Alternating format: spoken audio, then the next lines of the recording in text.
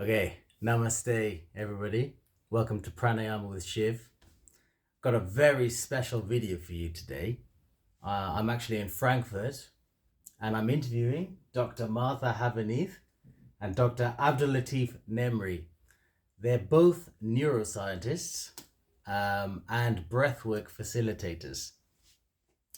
So, just want to ask, what is breathwork? Good question to start. Yes. So breathwork is something that has changed its meaning across time. When it was first invented, it was this new breathing technique that is especially good for reaching altered states of consciousness, similar to those one reaches with psychedelics. And it was created by people like Leonard Orr in California and the Groff couple as well. And then in time, progressively with time, the definition started to, suck in any other breathing technique that people were doing in the West, right? So, including also pranayama techniques, right? And so for us, the way we define breathwork is that it's a set of breathing techniques, let's say with a Western nature to it. It can borrow a pranayama breathing, but then the framework in which it takes place is more, psychology. It's more Western psychology than, let's say, yoga, proper yoga, right? And so for us, breathwork, it stands completely separate from yoga, completely separate from Tumo or any other Eastern tradition, even if there's strong connection, right? And the breathing technique that started it all is actually new. That was one of the things we found out when we did our research, is that technique specifically, the way it's done, without interruption, without counting, without, just lie down and you start breathing deeply, faster than normal, and you don't stop. You don't do anything else, nothing fancy. You just breathe faster than normal, deep, and you keep going for 20, 30, 40 minutes. Yeah. Right? That was new, and yeah, actually, that was one thing that I didn't expect. So we started doing research when we were writing our book about breathwork. And I thought, oh, well, obviously everyone always says that, breathwork is just basically a child of the traditional techniques, right? I was like, well, there's probably someone who learned from someone who learned from someone, right? And that was actually one of the surprising things for me, is that the people who started this modern version of breathwork don't seem to have borrowed a lot from the more traditional ways of doing things, right? It seems to, like, they seem to have come up with these things more sort of by accident, by intuition, which is actually really fun. But so also that's why I think it's important that breathwork doesn't necessarily claim all the cool insights and techniques that were already present in other cultures for thousands of years, right? I think it's a little bit unpleasant to kind of put the hat of breathwork over everything that was already there, right? So that's so interesting. So it's like a new kind of technology, kind of just a little bit. It looks like exactly.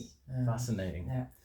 So you're both doctors of neuroscience, right? Yeah. What does the neuroscience say about breathwork? What's it shown through these scientific studies?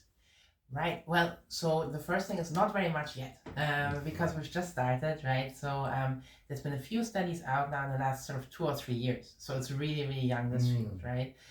Because I think similar to, for example, meditation in the 90s, for a long time, neuroscientists, A, didn't know about breathwork at all, or B, thought it was kind of this weird thing that people sometimes do, right? And it's quite recent that people really take it seriously as, there's a way to breathe that can seriously change your consciousness.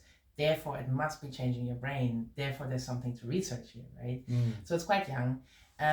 What has been shown so far is, first of all, that just sort of the very first recordings we have, EEG recordings kind of people while they're doing breath work, do look a little bit similar to those of people under psychedelics. Right? So there is some similarities. I'm sure there's got to be more to figure out. There's probably some things that are the same, some things that are different. right? We're not far enough to have a really precise picture, but there seem to be some parallels for sure. And then another thing that we know by now is that it really matters, the breathing really matters, right? And that's actually a study that we started a couple of years ago because we thought, well, maybe it's just because, you know, especially in what I would call circular breathwork, so this high intensity breathing, right? Obviously, there's also relaxing breathwork, but I'm not an expert in that. So it's circular breathing. Yeah, that's what I would call it, right? So there's lots of different traditions that use this kind of high intensity breathing that Abdel was talking about. And it's just nice to have a name for all of them without hopefully insulting anyone. So all these high intensity breathing techniques, right?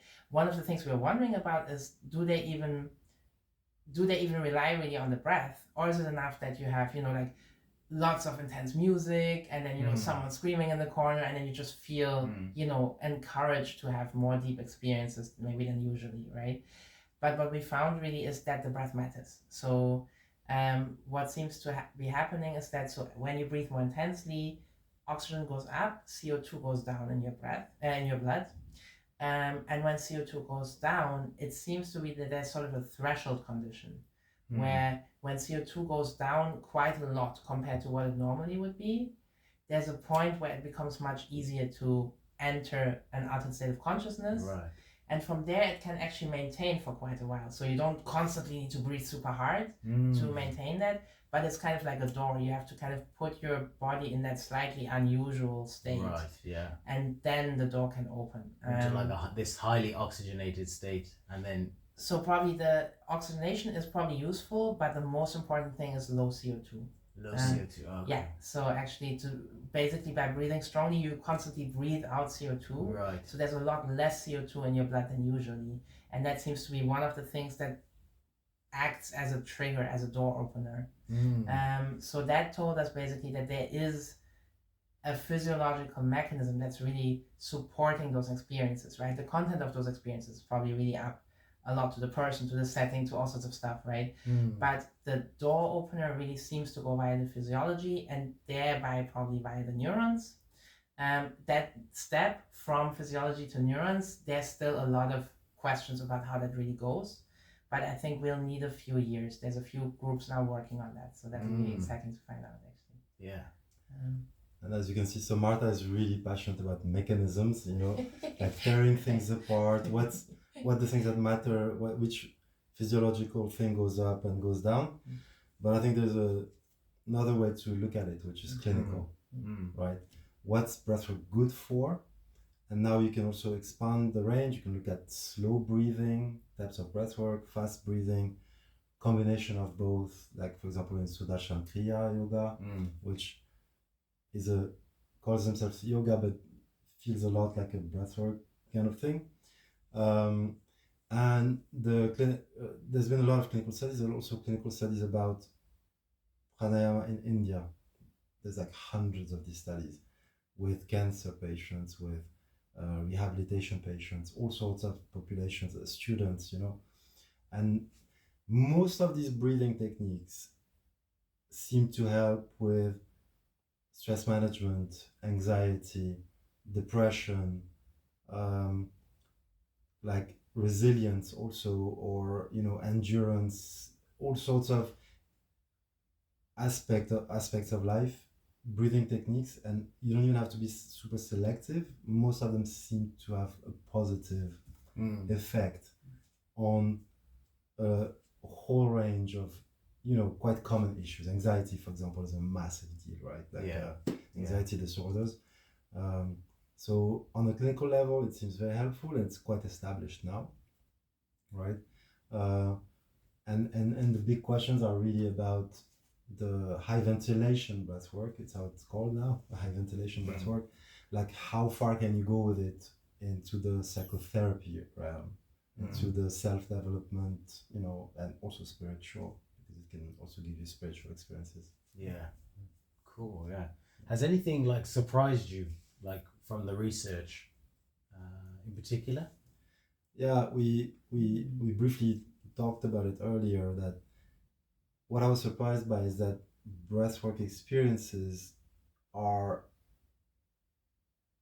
basically reported by people as intense as psychedelic states. And if someone who would have told me this a few years ago, I would have said no. Maybe it's 25%, maybe it's 50%. Yeah. But it seems now, and it's actually part of Martha's research, but also other groups, that it's on par. Wow. Right? Maybe a little bit less in terms of like the visuals, but everything else seems to be very, very similar. Wow. Right. Yeah, so that was definitely something that was really cool to see in the numbers, kind of. And also what I just mentioned, this thing about that you do have a physiological trigger, right? When we went into the study, I really thought maybe it's all placebo, right? Kind of, who knows, right? And it's really not. It's really a way to use your body and your brain in order to, like change your mind, basically, right? And I think that's a really beautiful thing. The other thing that was really fun to see was that, so we tried a couple of different traditions. We tested a couple of different traditions, and they all seem to have basically exactly the same effect, both in terms of the experience and also afterwards. And actually, even so, we tested one that's almost 3 hours long and one that's 1.5, sometimes a bit less, right? So, and they have the same effect. So it's not that, like more is always better, more always does more, right? It really feels like there's a central mechanism, right, that you can use, right, that you can engage in, and then everything else is kind of decoration. And that was really fun to see. Yeah. Wow. Wow. So you mentioned it here about the wide range of possibilities, like anxiety and others.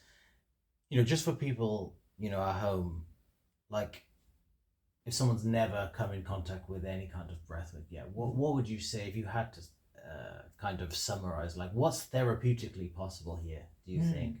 Yeah. So I think I'll start and then you add. So as Abdel said, there's a wide range, and my feeling is also depending on what kind of breathwork you do. Essentially, the breath is anyways kind of a Swiss Army knife of healing, right? You can use breath in so many different ways, right? So cool. Yeah. You can use it in different levels and different intensities, right? So there's a lot to do with the breath anyways, right? So the way I see it is there's some techniques that are really great just really for your physical well-being, right? Not only, but mainly, right? And one of the main things that seems to happen is that certain types of breathwork, like for example the Wim Hof method, really lower your inflammation a lot, right? And that's really good for your body in general, for autoimmune diseases, but also, for example, for depression, because inflammation makes depression a lot worse, right? So there's this interesting cycle where depression creates more cortisol, right? More cortisol creates more inflammation creates more depression. So that's one way, right? You can really target those kind of physiological processes, right? Wow. Yeah. To help you with your well-being, with your resilience, with your immune system, right? But then of course there's also the emotional level, and that's the one that I think we love to work on a lot, right? And there what I would say is I think breathwork is really great to take out a couple of cognitive filters that we normally walk around with, and let your system speak, right? And so that can do a lot of good things. It can basically mean that you come in touch with emotions that you've been suppressing, right? Suppressing emotions is extremely energy consuming, actually, and it dampens your entire experience of the world, right? That's one of the things that neuroscience has found, is that you cannot suppress just one emotion or just one memory. You suppress either everything or nothing, right? So if you want to never feel angry, you'll also never feel particularly joyful, right? Oh, wow. So, right, you can't do just one thing, right? Yeah. So there's a heavy price to pay for emotional suppression. Wow. It's useful sometimes, right? Let's say you have a big trauma, you can't just, face all of it at once. So suppression has its place. But if there are things where you can stop suppressing and see, oh, I can actually deal with that, that's empowering, and that's gonna set free a lot of emotional resources if you're ready for it. Wow. I think the other thing is what would be called interoception, so you're feeling for your body. Yeah. That's another thing that's by now been shown super consistently in science, is that when you can feel your body better, that's incredibly good for your well-being, both emotionally and physically. And one of the things that happens in breath work that we also hear from clients a lot is that the first thing they go like, oh, my body is telling me, for example, oh, I'm carrying too much emotionally, right? I can feel it in my shoulders, how heavy it is, right? Or, oh, I feel how my breath expands, how I can take up space, those things. So there's a lot of body feeling that comes into the experience. And so I think breathwork is a beautiful way to practice that, actually, to feel your body in a less filtered way. I think those are some of the big points. I guess another way to answer your question is if somebody has never done it, right? Like if they want to do it, so if they want to dive deep into the psychological realm, right, dealing with like big stuff, then the recommendation is really circular breathwork, right? So and that should always be done with facilitation when you get started. This is not something to do alone at home. It takes a lot of experience to do it alone at home, and even then you would still stay maybe away from the big stuff. Right. Now, if you don't have yet access to facilitation and you want to get started, the simplest way to start that's science-backed is 5 minutes of cyclical sighing daily. Cyclical sighing. Yes. So it's like it's nose breathing, nose inhale, right? And a little extra. Okay. And again. So you had 5 minutes, like cyclically. That is basically the most efficient use of 5 minutes that is known to science today to relax, like reduce your anxiety or stress, and it also manifests in reduction of your resting heart rate, right? So like this is the most efficient thing you could do on a daily basis if you only have 5 minutes. Otherwise, you can start looking into Wim Hof method, which is now very popular in Europe and also in the US, I guess. And that, if you do a short session, 12, 13 minutes, fast, deep breathing, followed by some breath retentions. And it does all the things that Marta mentioned, reduces inflammation, helps with, managing stress, anxiety, and all these things. And also probably boost your immune system a little bit as well. It looks like it, definitely. And I will say I do cyclical sighing almost every day. It's really lovely, honestly. It centers you really nicely in a very, very effective way. At least that's my experience. So I think that's really something to recommend. That's so cool. So cool. I've never heard of that. So both of you, obviously, you're facilitators, experienced facilitators. When you've been sharing this with others, could you give us some stories, maybe like how have you seen some people maybe transcend something or grow from the breath work? For sure. I'm trying to think which thing to start with, but I mean, one of the reasons we do this is because honestly it's a little bit miraculous sometimes, right? I'm not saying everyone's life problems are going to be solved immediately, but you can make really big steps. I will say that, right? Okay, I'll just start with the story and then we'll see where we go. So we have one client who has like really heavy trauma, very, very heavy, like from very early childhood, extremely painful. And, obviously, therapy helped, but didn't help enough, right? And I think that's a common thread also for my own story, where I think you can understand things, but that doesn't mean that they're healed, right? You have to feel differently. Like your body has to feel different, react different, right? If you understand something, but still when a trigger comes to you like this, then it doesn't feel very healed from the inside, right? So she had extremely heavy trauma. And so there were quite a few sessions where we really had to work through that, with, working with that pain. And then after, I think it was the 5th session or something, she was expecting to have another round of, working with all that pain. And she just had an hour of lying there and kind of giggling and saying, actually, I have all that pain, but also I love being me.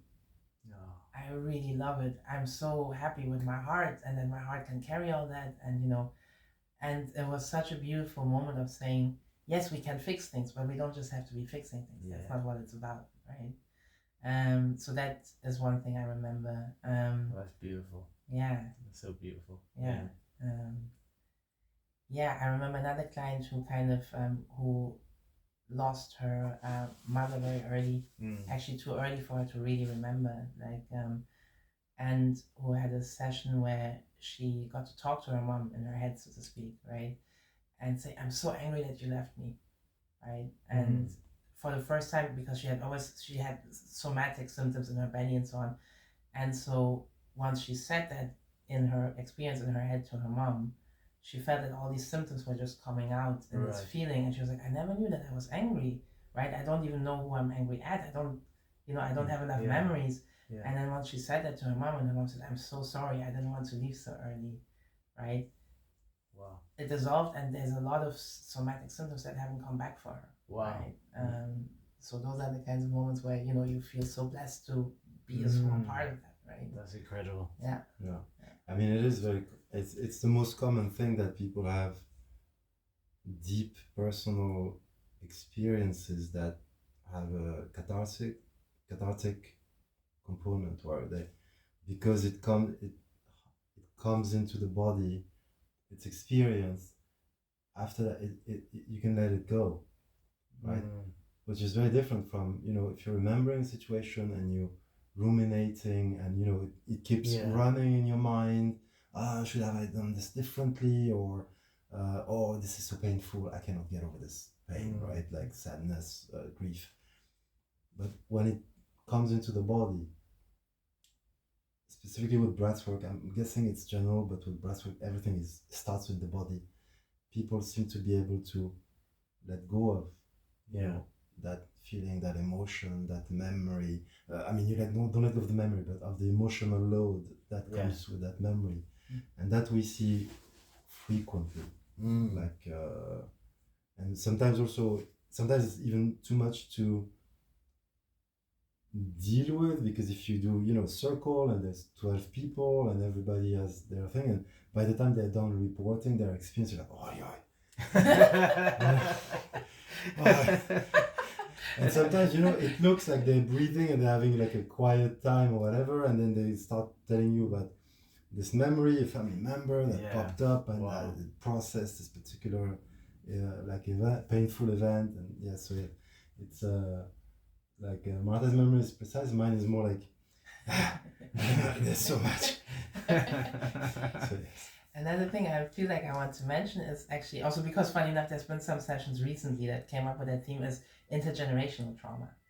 So that's something that's really interesting, because a lot of the time people don't even think that's a thing for them, right? What intergeneration, could you explain? So for example, people were like, oh, I went back to an experience that my grandpa had, or my mom, or whatever, right? Yeah. And I realized how they felt, right? Yeah. And so, I'm not saying that, maybe the experience was exactly like this, right? I'm not saying that, all of it has to be factually exactly right. But just this feeling of, you do often carry things from the people who have raised you, right?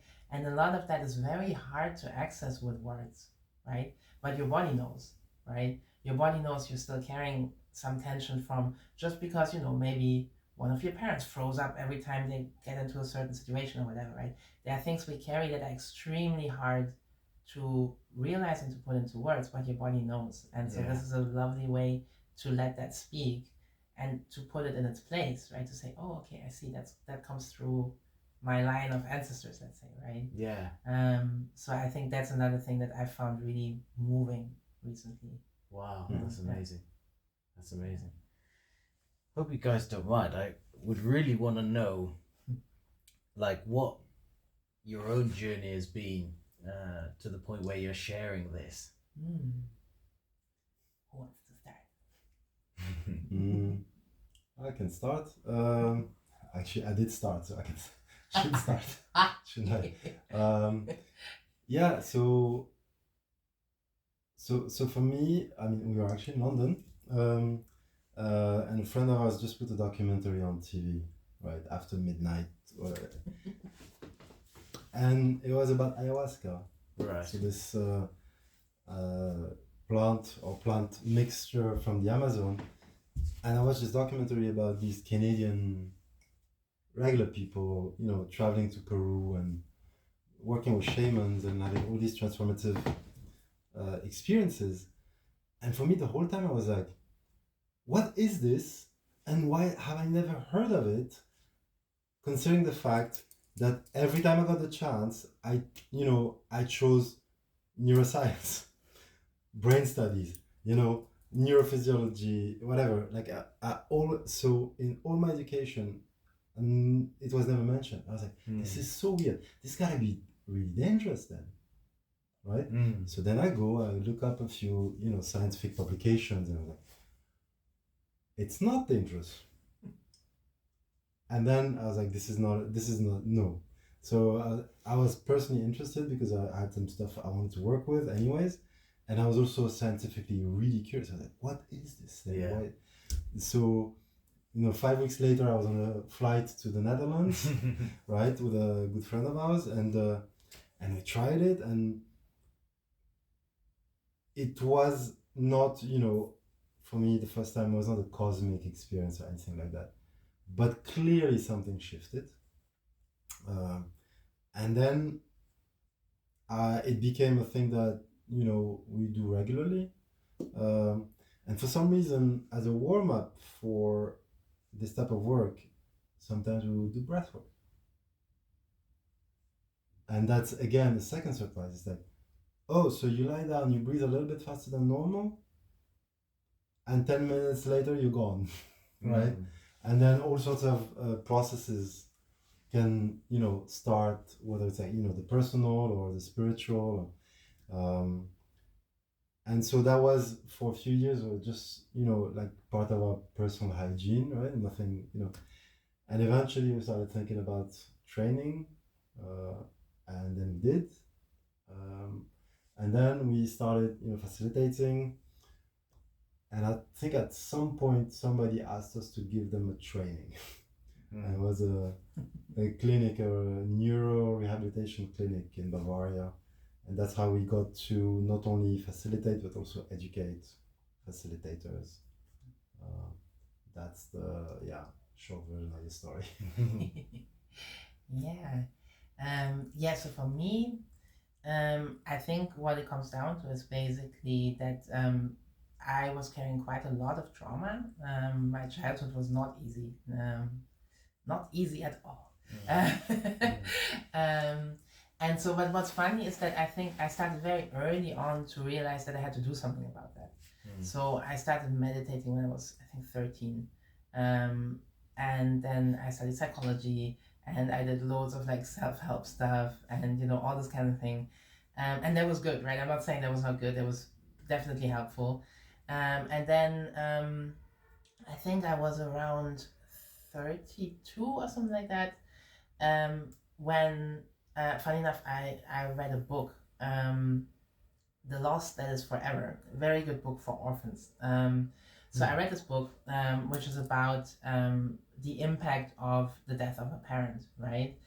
And it was incredibly fitting for me. It really put in words something, because I had always said, so my dad died very early when I was 10 of cancer.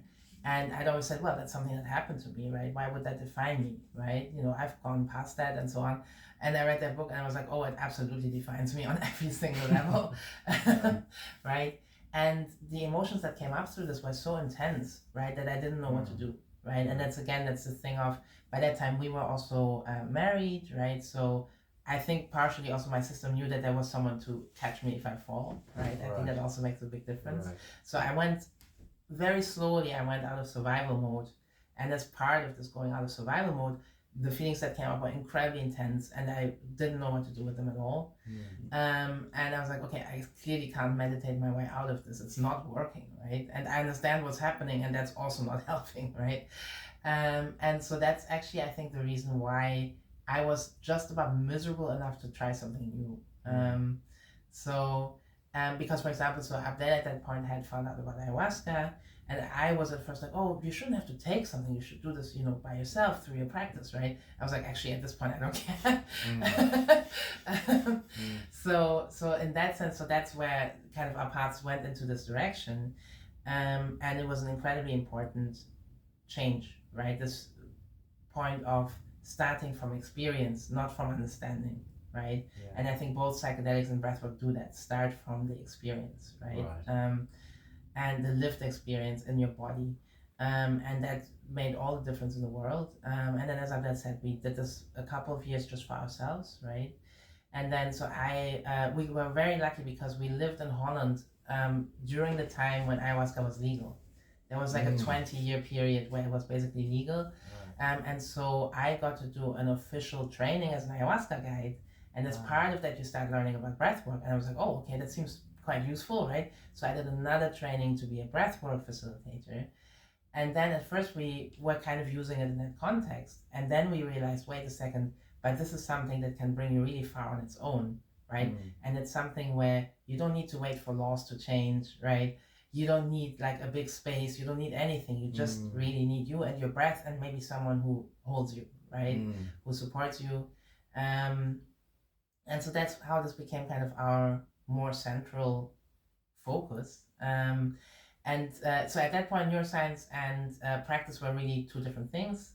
And then around the pandemic time, so that's why actually we're here in Frankfurt. I'm co-leading a neuroscience lab here. So then, of course, you start having a lot more freedom. And I thought, okay, actually, we can put this together, right? There's not that many people in the breathwork practitioner space who can maybe bring this into the science. So let's just start trying something. And so that's how we started doing studies, actually. And that went from, kind of €50 budget and a few hours on the weekend to now actually having enough resources to do real studies, to hire people and do real studies and do it properly. So that's been a real joy. Yeah. That's so cool. Yeah. Cool. Next question is linking onto this. I mean, what would you say, both scientifically and maybe spiritually, is the link here between breathwork and psychedelics? Yeah. Also, would like to throw in near-death experiences as well, because I know a lot of people are interested in that as well, and it's a fascinating topic in its own right. Right. But yeah, could you elaborate? Do you think there's a link there? I definitely think so. Do you want to? Shall I start and we see where we go? Oh, you think there's something? Yeah. Okay. Well, you go for it. Okay. Cool. So I do feel like in some ways these are all doors into a similar space, right? Okay. And I would count other things into that as well, right? Like, very high intensity meditation as well, right? Other things like, sweat lodges and so on, right? Like, I think all these things really, like, the point is to remove filters, right? And because each technique has different flavors, yes, it feels a bit different, but I think people who have done these different practices also all feel like there is something common here, right? Like hypnosis, maybe, for example, too, right? Religious experiences. I think all of those, I think they open doors to very similar connected rooms, basically, in our experience, right? And I think with breathwork and psychedelics, we already see that, for example, from the similar neuronal patterns, right? And from the fact that people literally describe the experience quite similar. And also in my experience, just in terms of the practitioner point of view, my feeling is that for me, breathwork goes quite deep, like really deep, and you can like figure out a lot of stuff. When there's something really big in my life, where I'm like, oh, I really have no idea what that is or what to do with it, right? That's usually when I would, for example, see if I can find somewhere where I can do an ayahuasca ceremony, right? Because it's almost like, if someone plays a music instrument, right, there's practicing on your own and then there's practicing with a teacher, right? And once in a while it's nice to have a teacher around who can kind of give you a bit more of a like direction, right? So that's how it goes for me personally.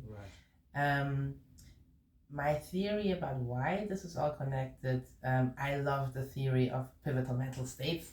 I mention it wherever I go. I really love it. So that's brought forward by Ari Brouwer and Robin Cahart-Harris. And I think Ari and Robin actually talk about this less than me. and yet I want to make it happen. So, so basically the idea is that when a really big, overwhelming experience happens, right? When you get input that's like, just too much to compute essentially, and that can be positive or negative, right? Like the typical example is always like, either a tiger attacks you or, your first child is born or whatever, right? All those things where like, I don't know what this is, right? So when it happens, it seems like your serotonin system switches gears, right? Lots of serotonin, more connected signaling, right? And what seems to happen is that basically your perception opens up, right? So you get more input, you filter less, everything kind of comes in, and what comes in also gets burned into your brain differently, right? Right. And I think trauma is one of the ways in which this can have very negative effects, right? You can see that sometimes when people talk about trauma and they say like, I still remember, I don't know, the red sweater of the person in the corner, that kind of thing. So there's a lot coming in and it's burned into your brain. Right. And in that case, obviously it's a very painful way, right? But I think most cultures have found ways to do this also the other way around, right? So breathwork is one, right? You give your brain a really weird input because you're putting your body in such a weird state, right? Sweat lodges, cold exposure, marathons, if you like, ritual tattooing, right? This is all stuff where dervish dancing, right? Trance dance, you can think when you look across cultures, you see all these things where there's basically too much going on. Your body is quite shaken up in a way, but in a positive context where your brain might actually learn something good, something helpful, right? So in that sense, I think near-death experience is obviously the ultimate version of that, right? Your body is in a completely unusual state, right? And your brain opens up. I think psychedelics basically are using a similar pathway because they're also working with the serotonin system, right? And breathwork does that by, for example, lowering your CO2 to very weird levels that normally wouldn't occur at all in normal life, right? So I think all of these seem to go through a similar system, I would think. And just from how you enter that system, your experience will be different, but it is a similar one. That's how I would see it. Yeah, I'm gonna take slightly contrarian view. I find near-death experiences not super interesting. I mean, first of all, because some people make a business out of it, which I find not great. And second, because it seems to be mostly like a DMT release when the body thinks you're gonna die, right? So then it would make them not any different than smoking DMT, right? Getting this super quick rush for a few minutes where you're flying, and I've never experienced it, but the way people report about this is you basically not yourself for a few minutes. You fly to a different plane of existence. And so if that's the case, then that would make, for me, near-death experiences not very interesting. And I get a feeling people, when they come back from it, they kind of project what they hope would have happened to them if they almost died and got the chance to come back. Right. But as I said, it might involve DMT, and therefore it is a psychedelic experience. So yeah, and in terms of so the rest of your question was about the connection between breathwork and psychedelic experiences, right? I think one of the biggest differences is that breathwork is you have agency about your experience, right? So you go in and you can go as deep as if you were using psychedelics, but you can also be like, well, this space where I'm at, I don't like it. I don't feel safe, or I'm not ready to deal with this thing. So I want it to stop. Then you bring your breathing back to normal, and a minute later you're back to your normal state of mind. So that is actually a massive difference. You can go to the same place, but it's not the same vehicle, right? So that's a very good. That's a very important point, isn't it? That's part of the fear of psychedelics as well, isn't it? It's like it's out of your hands in a way. Yes. I think in a lot of cases, having the fear is the reason you're having the bad trip. But still, there's there's something beautiful in the surrender to that, right? when you're in a safe space, when you know that the people around you know what they're doing, right, and are, supporting you, right? But as Abdel says, I think it's also very important to have spaces where you can be kind of the captain of your ship very clearly. I think that's a very important, very empowering experience for people also, right? Yes. And that's why also now there's a bit of a trend in the people who started pushing, psychedelic assisted therapy, and they getting a few challenges, from the law, recently in the US from the FDA, which rejected was it psilocybin assisted, psychotherapy. And now there's an interest in looking at breathwork instead, because it's like Martha said, it's more of a Swiss knife. It's more portable. You can use it if you have 5 minutes. There's something. If you have an hour and a half, there's something you can use, and it goes around all the difficulties of controlled substances and things like that, and still probably gives similar outcomes, comparable, let's say. Yeah, super interesting.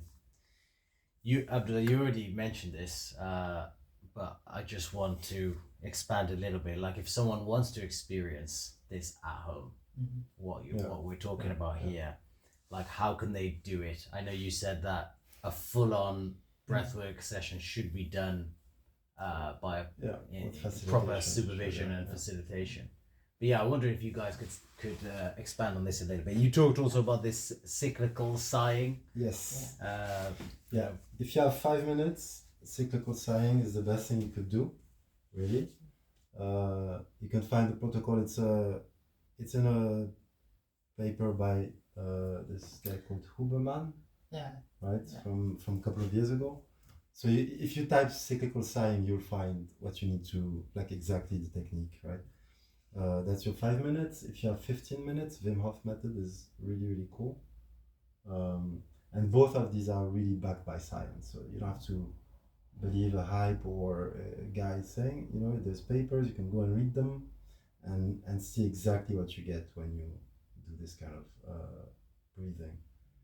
I would say, but that normally people would know anyway, is that, in stressful situations, there's box breathing you can do for a minute or two just to get you back to a regulated state. And then I think just general curiosity for whatever's out there. You can also go a more formal route and straight on go and learn some pranayama, right? It's a different approach, it's more spiritual, it has a bit more rules, but it's also very, very powerful. One technique that I do like, even if is Sudarshan Kriya Yoga by this foundation they call Art of Living. And they give these weekends that are really cheap. It's very affordable, it's run by volunteers. And the technique itself, the approach, which is like 3 breathing techniques plus the Om, so I'm trying to remember now. They have Ujjayi, Pranayama, they have Bastrika, and then they have what they call Kriya breathing, right? And Kriya breathing is a weird breathing that is really hard to find in any Pranayama book, unlike the other two. But it's essentially connected fast breathing where you change the pace. And if you do it long enough, it takes you in the same space than what we do, the circular breath work, right? And that program, slow breathing, then fast energizing breath, and then breathing that gives you some kind of a chance to process some emotional content, all together in one package, I find really, really powerful. So if people need, you can. So these are the kind of the starter packages. So I have a bit of a softer opinion on this than Abdel. So I think the following. I think until the pandemic, we were both quite militant about, start with a facilitator. You don't have to keep going with a facilitator, but start with a facilitator. both just in terms of, getting your breathing right, Mm-hmm. and then also in terms of actually it's hard to let go for the system if you don't know that someone's there to catch you, right? So it's actually hard to have deep experiences if you're like all alone in the room, right? But also if you have deep experiences, it may be hard to like catch yourself, right? So if there's like super intense emotions, or you realize something about your life that's not easy to accept, right? That's really hard to deal with on your own, right? So these are all the reasons why we basically started out from quite a militant perspective, right? Of saying start with a facilitator. And I think if you have the option, that's really great. What's also important is to have a good facilitator, right? To really make sure that, you feel a click and also you feel integrity. That's really, really important, right? So I would almost say doing it alone is better than doing it with a bad facilitator. But so the reason why for me this has softened up is definitely during the pandemic. I could see that it's better for people to do it than to not do it a lot of the time, right? And so I think there's some really good online breathwork sessions that one can join. It's more guided breathwork, right? Usually they're either free or on donation basis, or like much easier to access than sessions with a facilitator. What will usually happen is that they will probably not go as deep, right? Usually there's more verbal instructions, so like I don't know, like imagine a certain theme, or breathe into, let's say, forgiveness or so on, right? So there are certain themes that are going to be hard to access that way. So it's also important for people who do these sessions alone to know that there may be ways to go deeper if they're in a different setting, right? This is not all there is. Yeah. But I think that can still be super, super useful. What's important is, if you're going to do that, is to first of all make sure that you like the style of the online facilitator, make sure that you have a good space, make sure that if in doubt you have someone to rely on, right? Like maybe a friend who you can phone or whatever. Let's say suddenly something really big comes up, just make sure that you have stuff in place, right? I think in online sessions that's not super likely, because you're more likely to go quite shallow than to go super deep, but still that's a nice thing to take care of yourself. I think that's important. The other thing is, in-person facilitation also, at least in our style, means that facilitators can do body work, and that can be really helpful, right? Because there are things that are hard to access on your own, but if someone, let's say, touches your shoulder or whatever, suddenly things open up, right?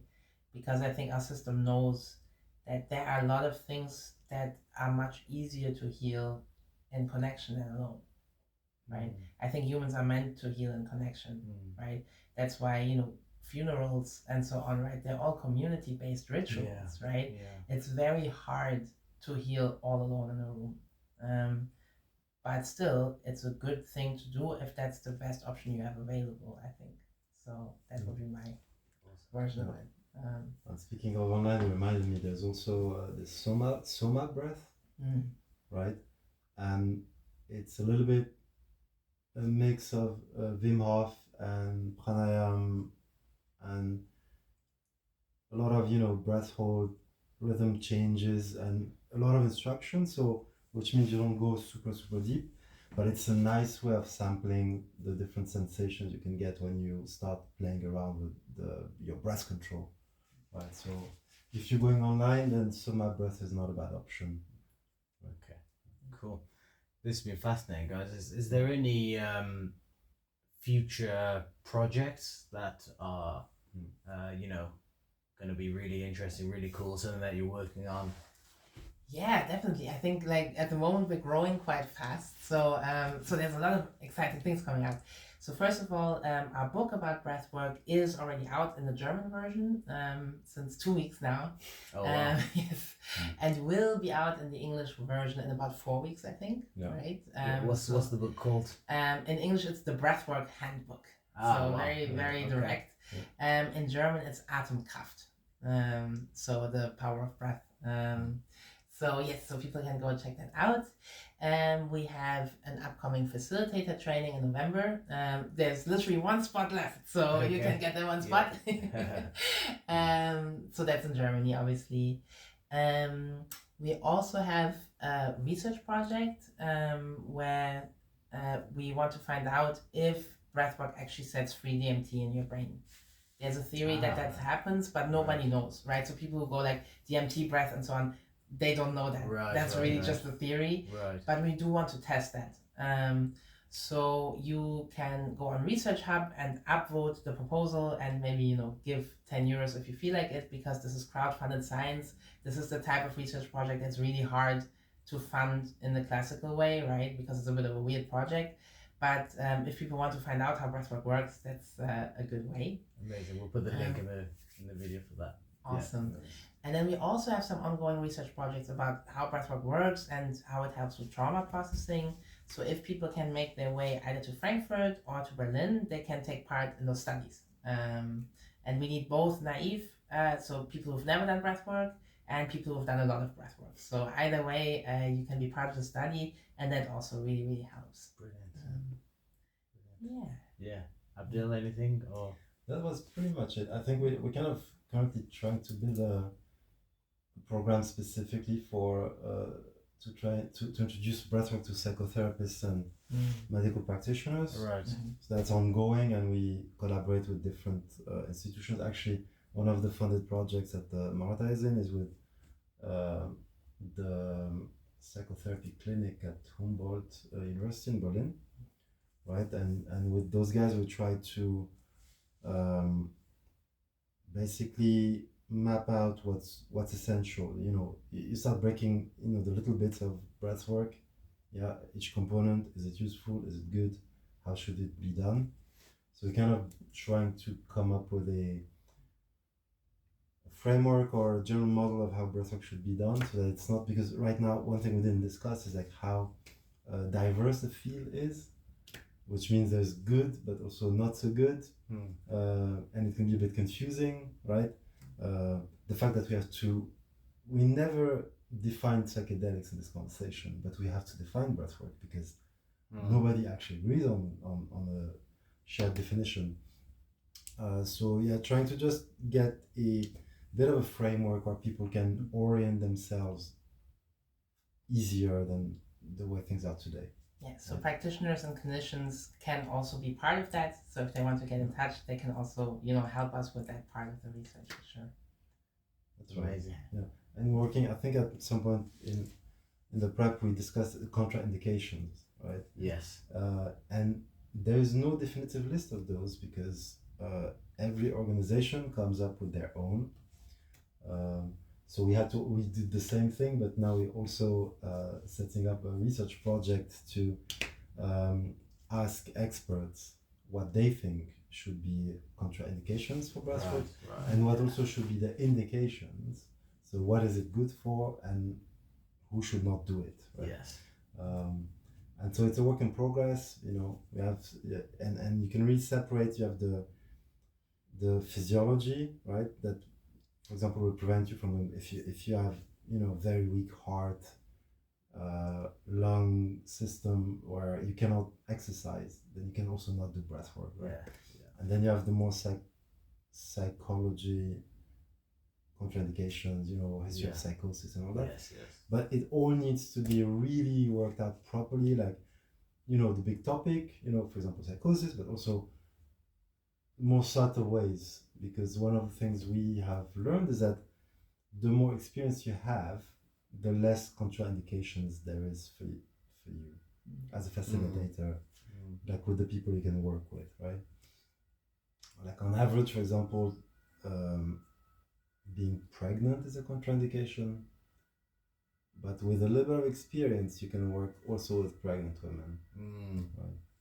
I think that's kind of, that's what's currently present. Cool. Right. That's cool. I think we reached the end.